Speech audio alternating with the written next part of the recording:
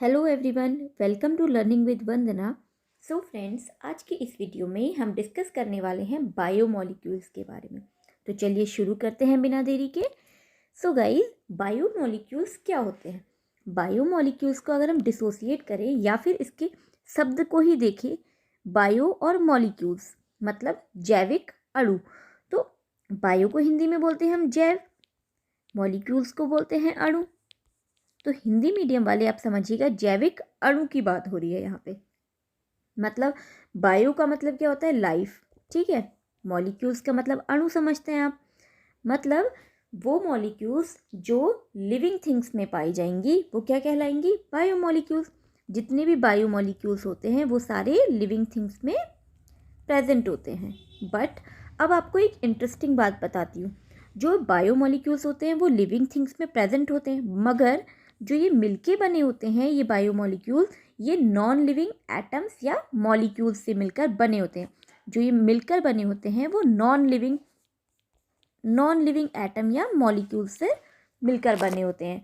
तो आप लोग समझ गए होंगे बायोमॉलिक्यूल्स क्या होते हैं। अगर हम बात करें बायोमॉलिक्यूल्स के एग्जाम्पल की, जैसे हम जानते हैं ना हमारे खाने में क्या क्या प्रेजेंट होता है? कार्बोहाइड्रेट, ठीक है, कार्बोहाइड्रेट्स, प्रोटीन्स, हमारे खाने में ये सारी चीज़ें प्रेजेंट होनी चाहिए, ठीक है। एंड न्यूक्लिक एसिड, लिपिड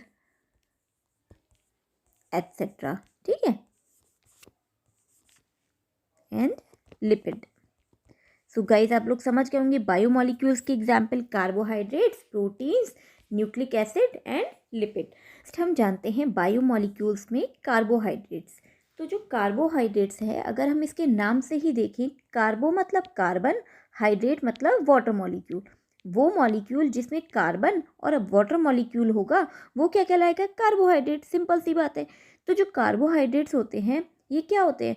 ये मैक्रोन्यूट्रिएंट्स होते हैं। मैक्रोन्यूट्रिएंट्स का मतलब समझे हम। मैक्रो एक होता है माइक्रो। माइक्रो में क्या आते हैं? बहुत छोटे न्यूट्रिएंट्स, ठीक है। और मैक्रो मतलब जिसमें ए आ गया तो उसका मतलब है उसमें बड़े न्यूट्रिएंट्स होते हैं। जो carbohydrates are macronutrients, not micro, it's macronutrients. तो दे आर कॉल्ड कार्बोहाइड्रेट, ठीक है। तो हमने अभी जाना ये किससे मिलकर बने होते हैं? ये मिलकर बने होते हैं कार्बन से और वाटर मॉलिक्यूल। वाटर में क्या है? Hydrogen and oxygen. मतलब ये जो कार्बोहाइड्रेट्स होते हैं वो कार्बन, हाइड्रोजन और ऑक्सीजन से मिलकर बने होते हैं। तो अगर हम देखें कार्बोहाइड्रेट का जनरल फार्मूला, तो यहाँ दिया है कार्बोहाइड्रेट का जनरल फार्मूला CnH2O का होल एन। मतलब ये जितनी भी CnH2O का होल एन है इसमें फिट बैठेंगे मोस्ट ऑफ द केसेस में, सारे केसेस में नहीं। तो अगर हम n की वैल्यू 6 रख दें तो बन गया हमारा C6H2O का होल 6। अगर इसको हम और एक्सपेंड कर दें तो बन जाएगा हमारा C6H, 6 2 जा 12 और O6। तो ये हमारा बन गया ग्लूकोज का फॉर्मूला, ठीक है। आई होप आप लोग समझेंगे ग्लूकोज एंड फ्रक्टोज का फॉर्मूला। अगर हम बात करें एक्सेप्शन क्या होता है, कौन से उसमें ये जनरल फार्मूला फिट नहीं बैठता है, तो अगर हम एक्सेप्शन की बात करें तो एक होता है रैमोस, ठीक है। जैसे रैमोस का फॉर्मूला होता है हमारा C6H12O5। तो अगर आप देखें C6 है और O भी हमारे क्या होना चाहिए था? 6, लेकिन ये O5 है। ये है रैमोस, ये है तो कार्बोहाइड्रेट, लेकिन ये जनरल फार्मूले में फिट नहीं बैठ रहा है। और एक और एग्जाम्पल होता है एसिटिक एसिड, जिसको हम बोलते हैं CH3COOH, और क्लियर करके लिखें तो C2H4O2, जिसको CH3COOH आप बोलते हैं, ठीक है। तो अगर आप रैमोस की देखें, रैमोस का फॉर्मूला भी हमने क्या बताया था? C6H12O5। तो C6H12O5 में ये जो है फॉर्मूला फिट नहीं बैठ रहा है, बट ये कार्बोहाइड्रेट है। लेकिन इसमें जो है फॉर्मूला फिट तो बैठ रहा है लेकिन ये कार्बोहाइड्रेट नहीं है। आप देखिए ना OH लिखा है इसमें, तो ये कार्बोहाइड्रेट नहीं है। तो अगर हम बात करें कार्बोहाइड्रेट्स की, तो कार्बोहाइड्रेट्स मतलब जो कार्बन और वाटर मॉलिक्यूल मतलब हाइड्रोजन और ऑक्सीजन से मिलकर बने होते हैं। तो आई होप आप लोग समझ गए होंगे। अगर हम बात करें कार्बोहाइड्रेट्स की तो ये दो टाइप के होते हैं, एक होते हैं शुगर, एक होते हैं नॉन शुगर। शुगर को हम हिंदी में बोलते हैं शर्करा और अशर्करा मतलब जिनमें शुगर्स होते हैं और जिनमें शुगर नहीं होते। शुगर मतलब चीनी, हम जानते हैं जो टेस्ट में कैसे होंगे, स्वीट होंगे। और अगर आप चीनी को देखें तो चीनी क्या होती है, वाटर सॉल्यूबल होती है, मतलब शुगर होंगे they are sweet in taste and water soluble. Example glucose, जब हम लोगों को कभी कभी भी थकान सी होती है हम क्या पीते हैं, ग्लूकोज पीते हैं, ठीक है, तो वो पानी में घुल जाता है, तो वो होते हैं शुगर्स। नॉन शुगर क्या होते हैं, जो टेस्ट में स्वीट नहीं होंगे, ऑब्वियस सी बात है, नॉन शुगर है वो, तो they are tasteless and water insoluble, ठीक है, ये पानी में नहीं घुलते हैं, जैसे स्टार्च, सेल्यूलोज। तो कार्बोहाइड्रेट सिंपल कार्बोहाइड्रेट होते हैं और एक होते हैं कॉम्प्लेक्स कार्बोहाइड्रेट्स, ठीक है। अब हम समझते हैं सिंपल कार्बोहाइड्रेट और कॉम्प्लेक्स कार्बोहाइड्रेट क्या होते हैं। अगर हम इसकी मीनिंग से देखें, सिंपल मतलब सरल, ठीक है, तो वो कार्बोहाइड्रेट्स जो क्या होते हैं 1 और 2 शुगर मॉलिक्यूल्स देते हैं। कितने देते हैं, 1 या 2 शुगर मॉलिक्यूल्स देंगे, ठीक है, ये वाले मॉलिक्यूल्स देंगे शुगर मॉलिक्यूल, तो ये क्या कहलाएंगे हमारे सिंपल कार्बोहाइड्रेट्स। अब इसके बारे में हम जानते हैं सिंपल कार्बोहाइड्रेट्स क्या होते हैं, इसके बारे में और विस्तार से जानते हैं।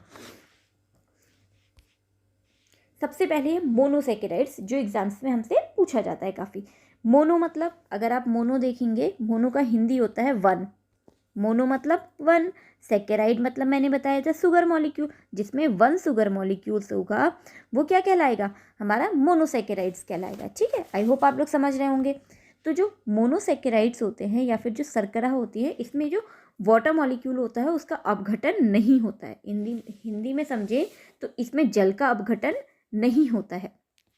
और जो मोनो मतलब 1 सेकेराइड्स हैं जिनमें एक ही शुगर मॉलिक्यूल्स है, तो ये हाइड्रोलाइज तो नहीं होता है, मतलब ये क्या नहीं होता है, जल का अपघटन तो नहीं होता है। और ये जो अगर ये किस में होते हैं, इसमें एल्डिहाइड और कीटोन ग्रुप होता है, आप ध्यान देंगे CHO ग्रुप है, ठीक है, एल्डिहाइड और कीटोन ग्रुप तो आपको मिलेगा ही मिलेगा, किस में, कार्बोहाइड्रेट्स में। एक और चीज़ समझें, जैसे एक एग्जाम्पल है ग्लूकोज का C6H12 and O6, toes, galactose, ribose, ठीक है, तो ये हमारे होते हैं अगर इसको इजी से आप याद रखें, GFRM, ठीक है, glucose, fructose, ribose, M for mannose, ठीक है, G for galactose. I hope आप लोग समझ गए होंगे। नेक्स्ट अगर हम देखें मोनोसेकेराइड्स की बात करें, तो मोनोसेकेराइड्स में हमने इसमें क्या जाना था, इसमें एल्डिहाइड या कीटोन ग्रुप तो हमें मिलेगा ही मिलेगा।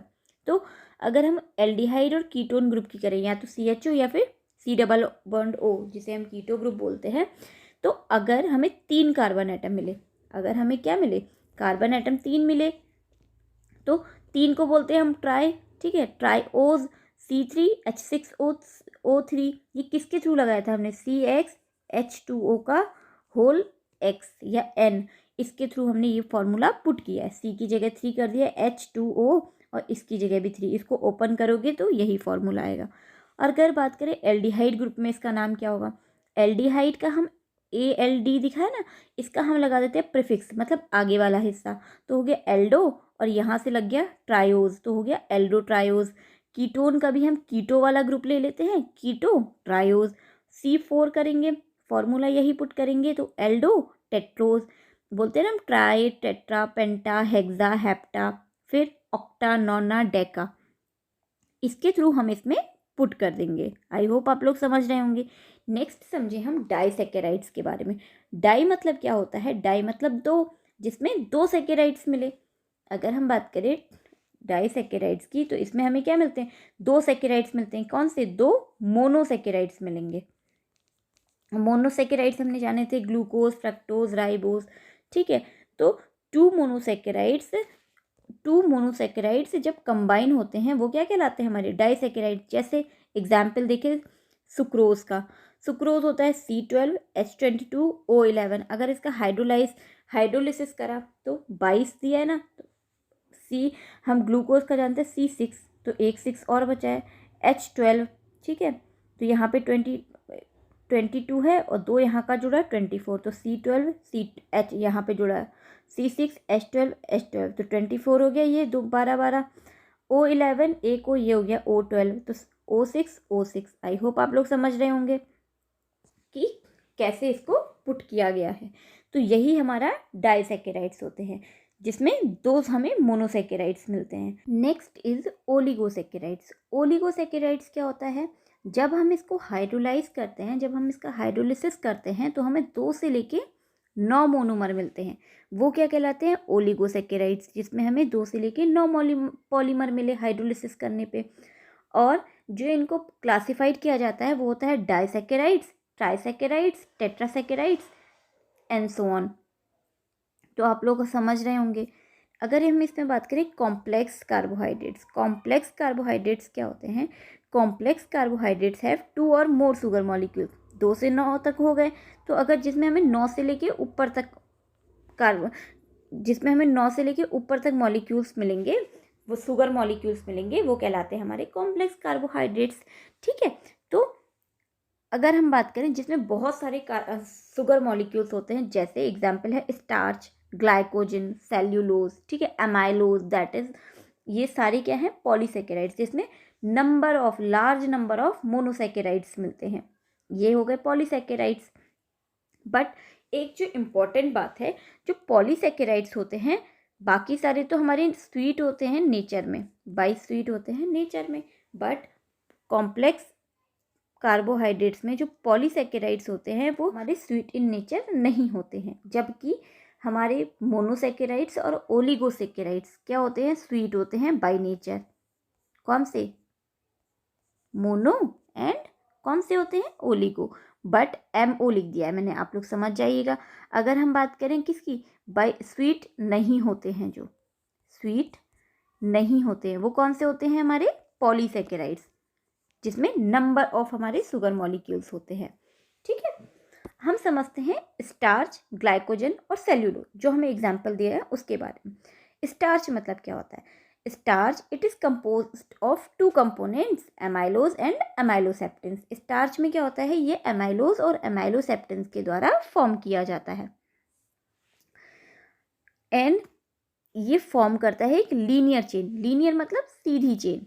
ठीक है, amylopectin is a much branched chain, मतलब इसमें बहुत सारी ब्रांच दी होती हैं, जैसे आपने अभी पीछे देखा ना एमाइलोसेप्टिन, या फिर जिसमें ऐसे ब्रांच दी होंगी, जैसे ग्लाइकोजन में दिए ना ऐसे ब्रांच वगैरह, तो ऐसे जो ब्रांचेस दी गई होती हैं। ग्लाइकोजन की बात करें, ग्लाइकोजन जो होता है वो एक एनिमल स्टार्च होता है।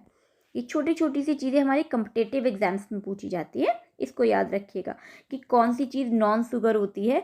ठीक है, बाय टेस्ट तो वो होती है हमारी पॉली वाली होती है। ठीक है, पॉलीसेकेराइड्स। स्वीट इन नेचर कौन से होते हैं, मोनोसेकेराइड्स, ओलिगोसेकेराइड्स। ग्लाइकोजन क्या होता है, ये एक एनिमल स्टार्च होता है, और इसका जो स्ट्रक्चर होता है सिमिलर होता है स्टार्च के जैसा। ठीक है, इसमें भी क्या होती है, मोर एक्सटेंसिव ब्रांचिंग होती है, बहुत ज़्यादा ब्रांच दी होती हैं। सेल्यूलोज की बात करें तो जो ये सेल्यूलोज होता है ये स्ट्रक्चरल कार्बोहाइड्रेट्स होता है, और main structural component of the plant cell wall, जो प्लांट की जो सेल वॉल होती है उसमें मेन कंपोनेंट होता है।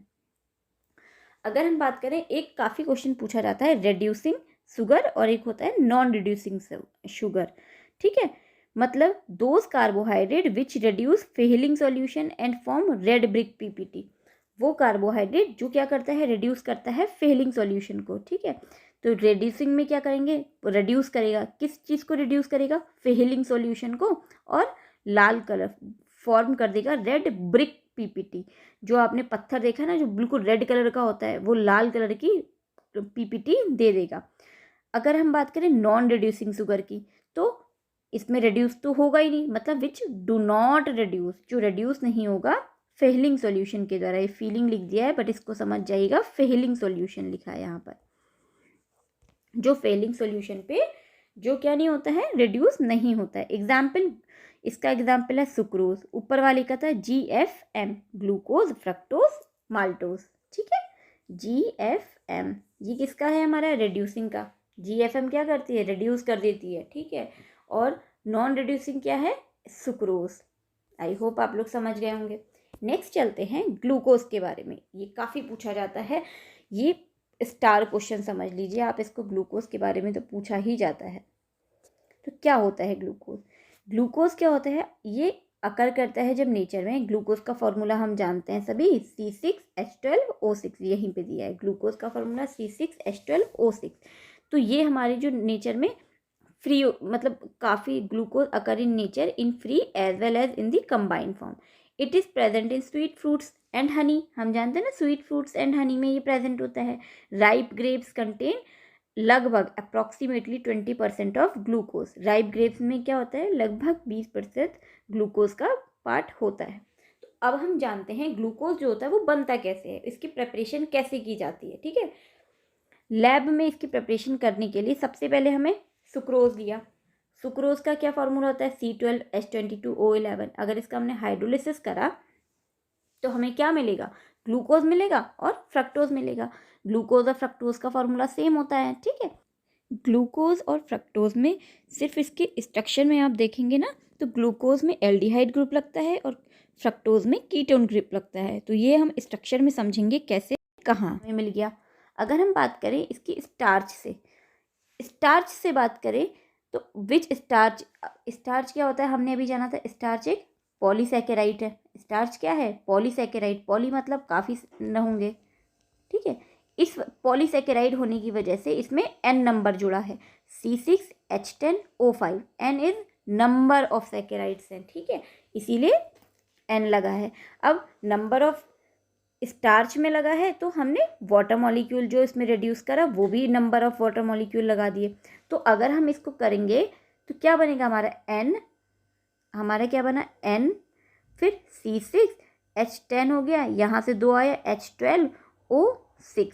आई होप आप लोग समझ गए होंगे, वैलेंसी इक्वल हो गई। ठीक है, तो ये हमारा स्टार्च से ग्लूकोज बन गया हाइड्रोलिसिस करने पे।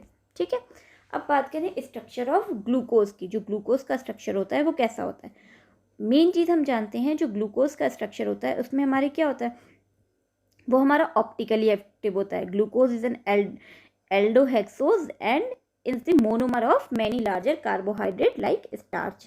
तो अगर बात करें, इसमें बोला है glucose is an aldohexose. Aldohexose का मतलब होता है उसमें एल्डिहाइड ग्रुप है, एल्डो मतलब एल्डिहाइड और हेक्सोज, हेक्स मतलब 6 कार्बन है। आप गिनिए ज़रा, 1, ठीक है, मैं अगर कलर चेंज कर देती हूँ, देखिए 1 2 3 4 5 6, 6 कार्बन है, मतलब हेक्स, एल्डोहेक्सोज।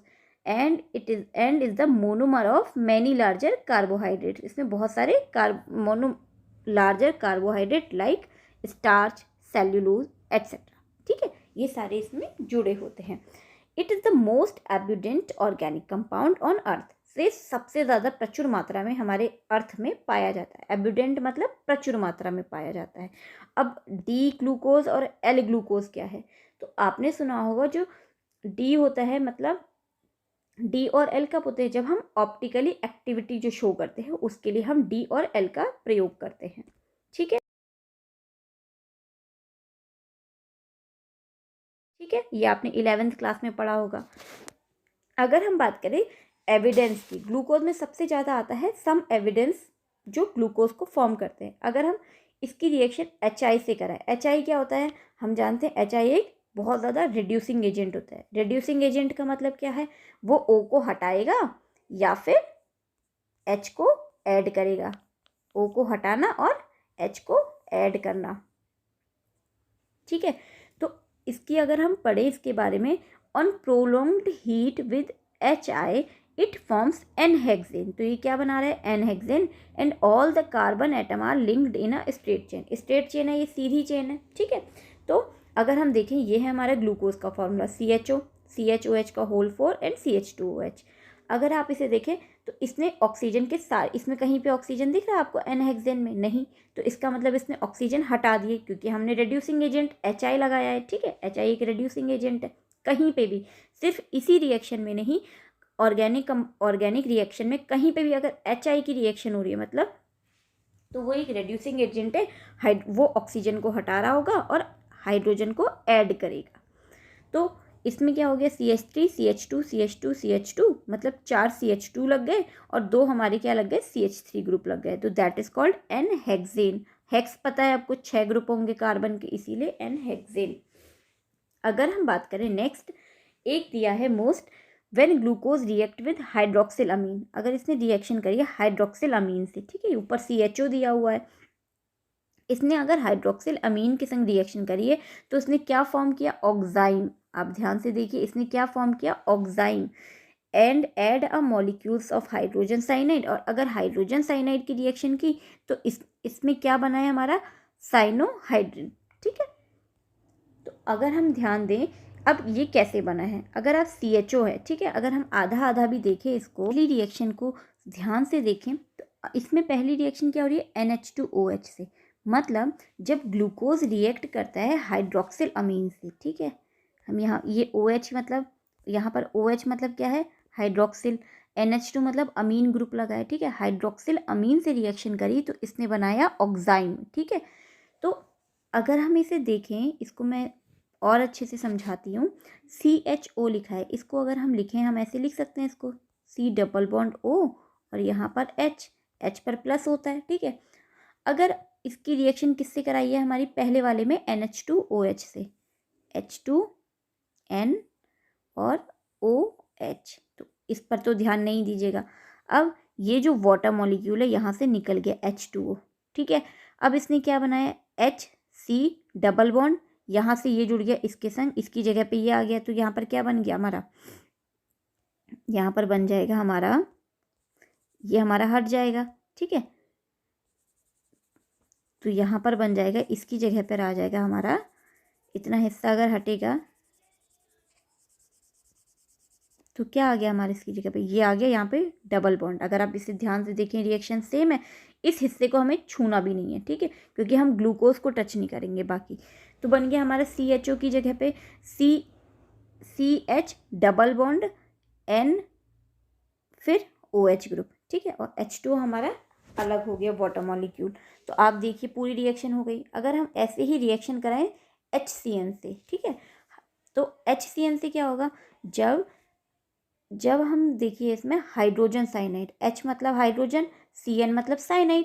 ठीक है, जब हमने ग्लूकोज की रिएक्शन हाइड्रोजन साइनाइड से, HC double bond O, C के पास क्या है प्लस, O के पास नेगेटिव, इसमें क्या है H के पास प्लस, CN के पास नेगेटिव। तो प्लस की चीज़ को नेगेटिव के संग, नेगेटिव को प्लस के संग जोड़ देते हैं। नेगेटिव है ये तो इसको जोड़ दिया हमने इसके साथ, और ये है प्लस तो इसके जोड़ दिया हमने इसके साथ। अब देखिए रिएक्शन क्या बनी, हमने नीचे वाले हिस्से को किसी को टच नहीं किया है। ठीक है, तो हमने ग्लूकोज के हिस्से को वैसे का वैसे ही रहने दिया। C के साथ क्या जोड़ दिया हमने, यहाँ पर देखिए C के साथ जोड़ दिया हमने CN को, और HOH को वैसे का वैसे ही रहने दिया। तो हमारी रिएक्शन ग्लूकोज साइनोहाइड्रिन तैयार हो गई। अगर हम बात करें इसी तरीके से, जब हमने रिएक्शन कराएंगे हम किसके संग, हमने रिएक्शन यहाँ कराई है glucose on reaction with acetic acid, then it gives glucose pentaacetate which confirm the presence of 5OH group. CH3CO का होल ट्वाइस है, तो हमने यहाँ पे ऊपर वाले को टच नहीं करना है। ठीक है, अब जो OH4 है ना, यहाँ पर ध्यान दीजिएगा, OH के ऊपर है प्लस, O के पास है नेगेटिव। ठीक है, तो CHO, अब इसका फॉर्मूला CH3CO का होल ट्वाइस, तो मैं इसको लिख देती हूँ क्लियर करके, CH3C double bond O double bond O और CH3। ठीक है, यही लिखा है ये ऊपर जो फॉर्मूला दिया है। ठीक है, अब आप देखिए यहाँ पे जो ये O है इसको ध्यान दीजिएगा। ठीक है, इस O पे, तो ये जो OCH3 है ये वाला लग गया हमारा इस वाले के साथ। ठीक है, CH2O, और यहाँ पर लग गया हमारा COCH3। ठीक है, अब जो सेकंड वाले में है, तो ये जो बाकी बचा हुआ हिस्सा है ये लग गया हमारा इस वाले के साथ, तो बन गया हमारा CHO COCH3, और यहाँ से हमारा क्या निकल गया, इधर से हमारा वाटर मॉलिक्यूल इधर से भी निकल गया। तो आई होप आप लोग समझे होंगे। एक चीज़ यहाँ पर ध्यान दीजिएगा, यहाँ पर हमारे कितने ग्रुप बने हैं, एक यहाँ पर OH ग्रुप ये बना है, एक यहाँ पर बना है, तो यहाँ पर हमारे 5OH ग्रुप है ना, 4 OH यहाँ पर ऐसे देख लीजिए 5OH, तो ये क्या बना हमारा पेंटा एसीटेट, ये यहाँ से हमारा क्या बना ग्लूकोज पेंटा एसीटेट, 5 एसीटेट के निकले हमारे, 4 ये एक ये बन गया। ठीक है, दैट इज पेंटा एसीटेट, और अगर 4 बनते तो क्या बोलते हैं हमारे उसको टेट्रा एसीटेट।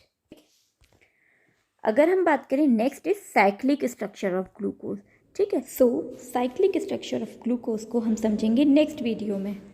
यदि आपको वीडियो अच्छी लगे तो please like share subscribe and comment ज़रूर करें। Thank you so much.